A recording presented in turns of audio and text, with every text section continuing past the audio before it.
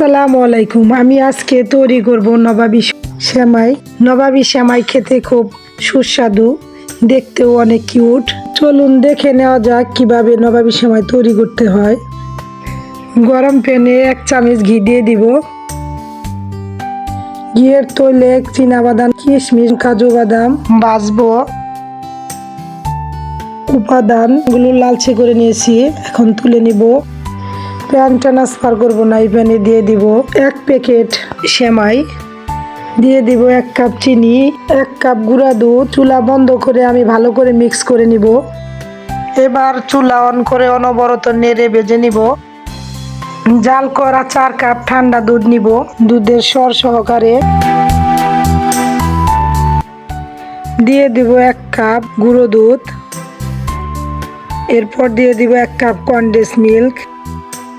আপনারা চাইলে চিনিও দিতে পারেন কনডেন্স মিল্কের পরিবর্তে। দিয়ে দিব 1/2 কাপ ডানো ক্রিম।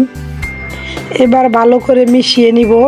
আধা কাপ কর্নফ্লাওয়ার, 3 চামচ কাস্টার্ড পাউডার একসাথে মিশিয়ে আমি গরম দুধে দিয়ে দিলাম। মিক্স করে নিয়েছি, এখন অনবরত নাড়তে থাকবো যাতে দলা না বাঁধে। ক্রিমটা ঘন হয়ে আসছে, এখন নামিয়ে নিব। এখানে গ্লাসের সার্ভিং ডিশে অর্ধেকটা সেমাই বিছিয়ে নিব।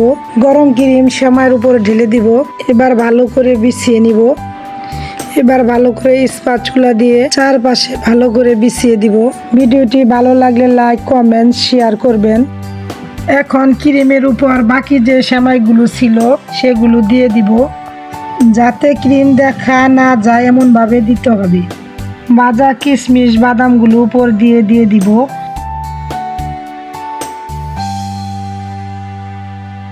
এরপর দিব নারকেল কুচি এক্সট্রা টেস্টের জন্য।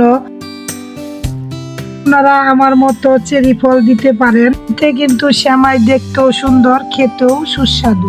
চিজ উপর দিয়ে কুচি কুচি করে দিয়ে দিব। এখন সেমাই ঠান্ডা করে ফ্রিজে রেখে দিব। ফ্রিজ থেকে বের করে নিয়েছি, এখন আমি কেটে দেখাবো।